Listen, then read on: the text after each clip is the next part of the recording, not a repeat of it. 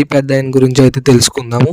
ఈ పెద్దాయన అయితే ఈ ఏజ్ బారైనా కానీ తన యొక్క కాలు బాగోకపోయినా తన పని తను చేసుకుంటూ ఎంతగానో తన కుటుంబాన్ని పోషించుకుంటున్నాడు. ఇక్కడున్న ఆయన వాళ్ళ అబ్బాయో ఎవరో తెలీదు కానీ తన పని అయితే తానే చేసుకుంటున్నాడు. ఆయన కొద్దిగా హెల్ప్ చేస్తున్నారు, ఈయన కూడా తనకి హెల్ప్ చేస్తున్నారు. నా బండి అయితే సర్వీసింగ్ ఇచ్చినప్పుడు అయితే ఇది జరిగిన సంఘటన ఇది నాకైతే చాలా ఆశ్చర్యంగా అనిపించింది. అందుకే వీడియో తీసా. ఈ షాప్ అయితే పెరవల నుంచి కాపవరం దాటిన తర్వాత తూర్పుపేపర్ దగ్గరలో ఉంది వెంకటరత్న సర్వీసింగ్ షెడ్ అని.